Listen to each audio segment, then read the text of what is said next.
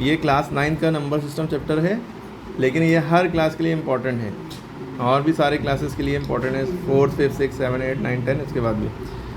इसमें natural number की पहले बात करें, नेचुरल नंबर होता क्या है, जो नंबर हम लोग जानते हैं 1 2 3 4 जो 1 से स्पेशली शुरू हो, मतलब अगर हम हिसाब लगाएं तो 1 से अगर कहें कि नेचुरल नंबर लिखो, शुरू के 5 नेचुरल नंबर लिखो, तो आप आंसर क्या लिखें 1 2 3 4 5, ठीक है। अगर हम कहें कि होल नंबर लिखो शुरू के 5, तो आप बस 0 से शुरू कर दें, 0 1 2 3। ये कहने का मतलब है कि जो 0 से शुरू करने में लिखे जाए तो वो होल नंबर, अगर शुरुआत हम 1 से लिखें तो वो नेचुरल नंबर है, ठीक है। होल नंबर में बस एक 0 बढ़ जाता है। उसके बाद अगर हम बात करें प्राइम नंबर की, तो प्राइम नंबर क्या होते हैं, तो जो किसी के टेबल में ना आए, जो अपने टेबल में आए और 1 के टेबल में आए, सिर्फ 2 टेबल में आए, 2 टेबल में आने वाले नंबर प्राइम नंबर कहलाते हैं। 2 टेबल में आए का मतलब क्या है, जैसे ये 4 की हम बात करें, जैसे हम पहले तो हम इसका एग्जांपल ले लेते हैं कि जैसे 2 है, 2 देखिए किसके किसके टेबल में आता है, 2 1 द 2 और 1 2 द 2। देखिए 2 जो है सिर्फ 2 टेबल में आता है, एक 2 के टेबल में आता है और एक 1 के, तो 2 प्राइम नंबर है।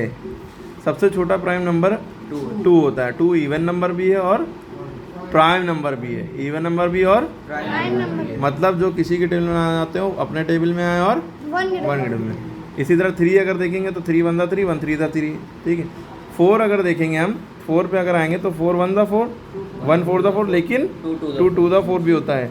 इसलिए ये प्राइम नंबर नहीं है, इसलिए ये प्राइम नंबर नहीं, क्योंकि इसका तीसरा फैक्टर भी है ना, यानी कि 2 टेबल से ज़्यादा तीसरे टेबल में भी आ रहा है, तो ये प्राइम नंबर नहीं रहा। अब ये क्या हो गया, कंपोजिट नंबर। क्या हो गया, कंपोजिट नंबर क्या होते हैं, जो 2 से ज़्यादा टेबल में है ना। इसी तरह 6 की बात करें, देखिए 6 1 द 6 1 6 द 6, लेकिन और टेबल में आता है, 2 3 द 6 भी होता है, 3 1 3 2 द 6 भी होता है। इसलिए ये प्राइम नंबर ना होकर क्या हो गया, को प्राइम, सॉरी कंपोजिट नंबर है। कंपोजिट नंबर क्या होता है, जो 2 से ज़्यादा टेबल में आते हो। इतनी बात क्लियर हो गई। सबसे छोटा कंपोजिट नंबर 4 है, इससे छोटा पॉसिबल नहीं है। इसी तरह सबसे छोटा प्राइम नंबर 2 है।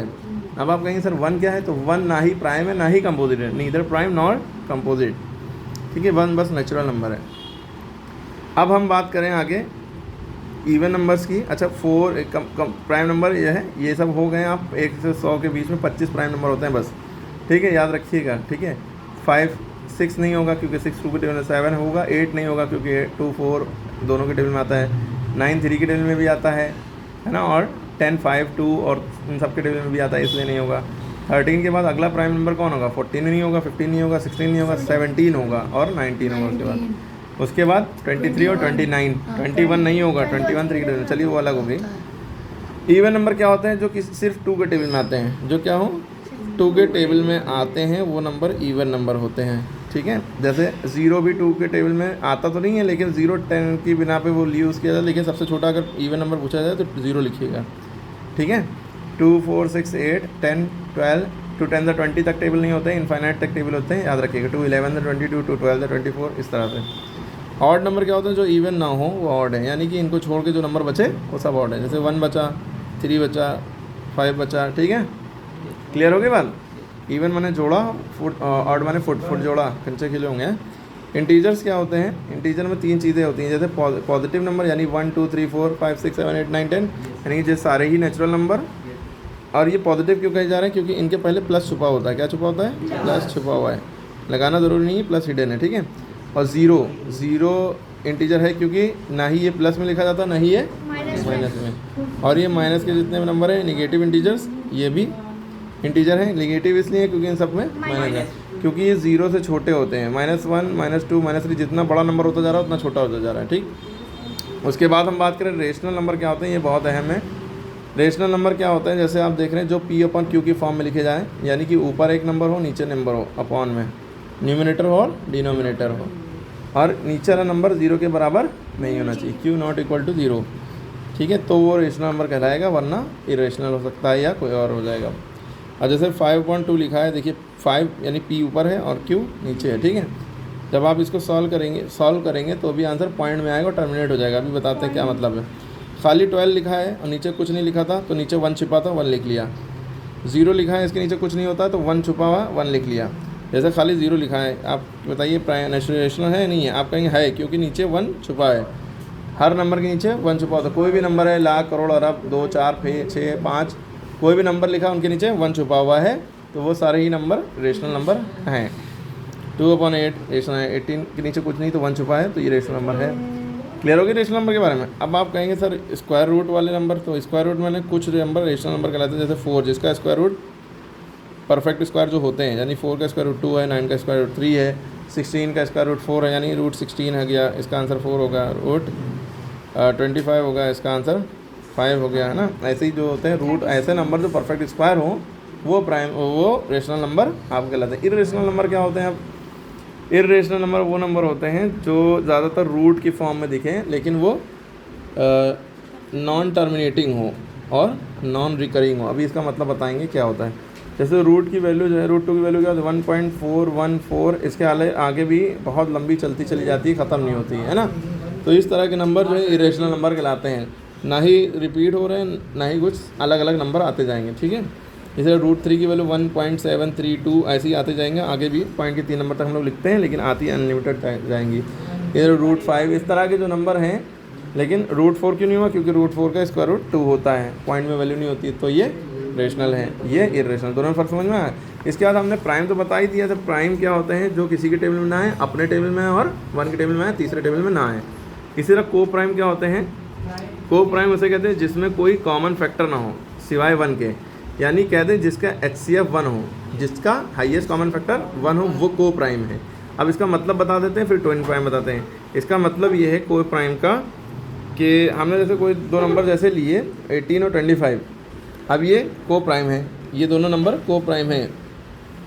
क्यों है? क्योंकि 18 और 25 को जब हम HCF कर रहे हैं तो आंसर देखिए 1 आ रहा है, या हम इनके फैक्टर कर रहे हैं। 18 का इस तरह से फैक्टर करेंगे, 1 के टेबल में आता है और 2 के टेबल में आता है, 3 के टेबल में 18 आता है और 6 के टेबल में जिसके इसके टेबल में आता है हमने लिख लिया। इधर 25 लिख लिया, किसके किसके टेबल में आता है? 1 के टेबल में आता है, 5 के आता है और 25 के। अब इन दोनों में कॉमन क्या है? सेम क्या है? 1। उसके अलावा कुछ कॉमन है? जब किसी में सेम सिर्फ 1 हो और कुछ ना हो तो वो, जिसका HCF 1 हो और कुछ ना हो तो वो को प्राइम होते हैं। तो 18 और 25 के अलावा हम जैसे 2 और 3 ले लें, तो ये 2 और 3, इन 1 2 2 2 1 2, और किसी टेबल में 3 1 3 1 3। अब दोनों में कॉमन सिर्फ 1 है तो को प्राइम है, ठीक है।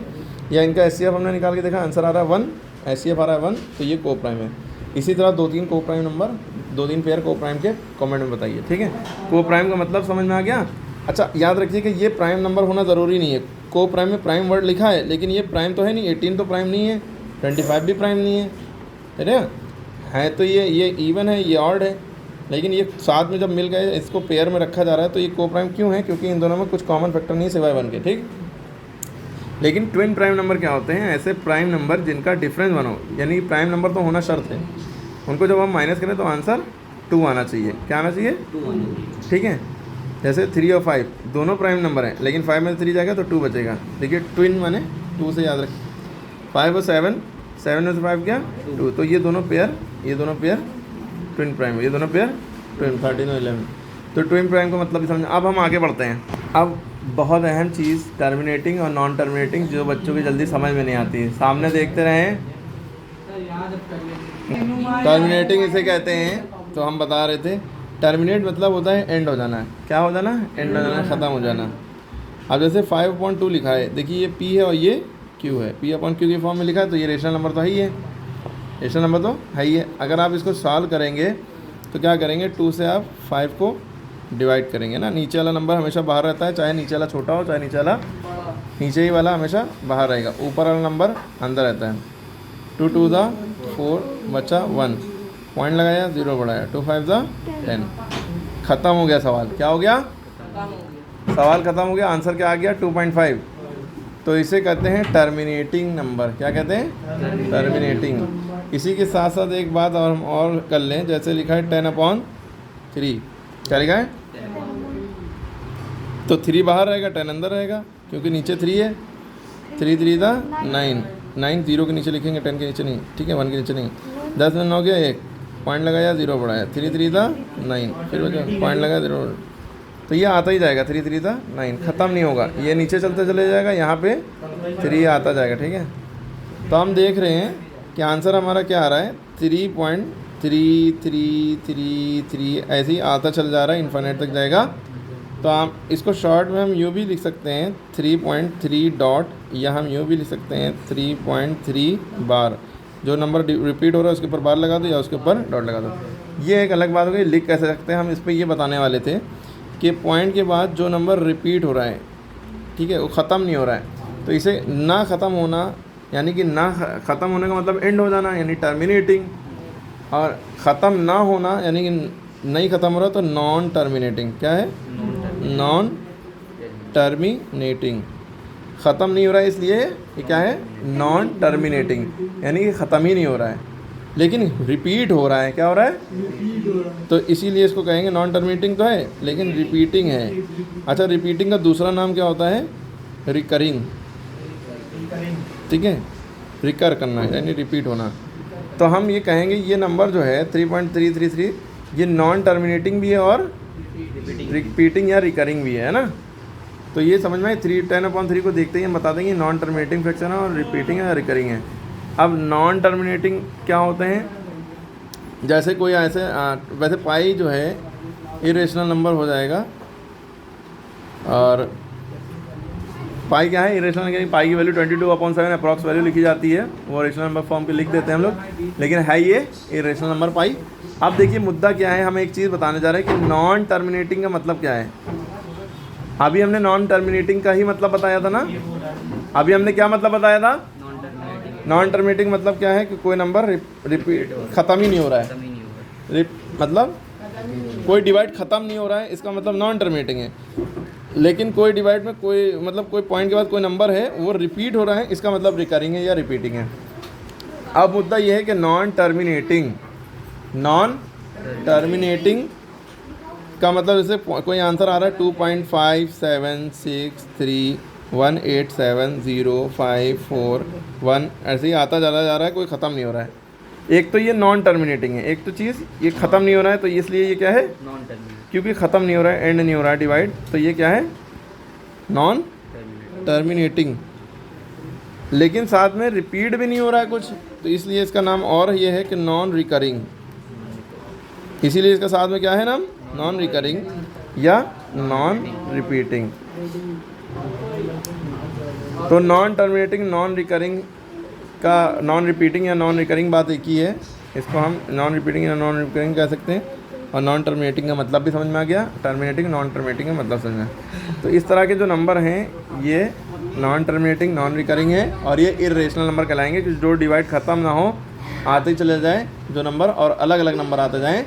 Non terminating, non recurring irrational number होते हैं, ठीक है। और टर्मिनेट हो जाए या तो टर्मिनेटिंग हो, और अगर टर्मिनेट नहीं हो रहा है नॉन टर्मिनेटिंग लेकिन रिकरिंग है, तो ये रेशनल नंबर है, ठीक है। तो दोनों में ये डिफरेंस है, नॉन टर्मिनेटिंग, नॉन रिकरिंग, ठीक है। अगर टर्मिनेट हुए जा रहे हैं तो भी रेशनल, टर्मिनेट नहीं हो रहे लेकिन रिपीट हो रहे हैं तो भी रेशनल। अगर ना ही टर्मिनेट हो रहे हैं, ना ही रिपीट हो रहे हैं, ना ही ख़त्म हो रहे हैं, ना ही रिपीट हो रहे हैं, तो वो इर्रेशनल नंबर है, ठीक है। दोनों में डिफरेंस भी समझ में आएगा, rational irrational difference, terminating non terminating का डिफरेंस, और साथ में ये सारी चीज़ें आपको समझ में आएंगी, प्राइम, को प्राइम, प्रीम प्राइम, और बहुत सारी चीज़ें समझ में आएंगी। इसको रिवाइज़ करें, बार बार वीडियो देखें, बहुत अच्छी वीडियो है और इसको बार बार देखने से आपको आएगा।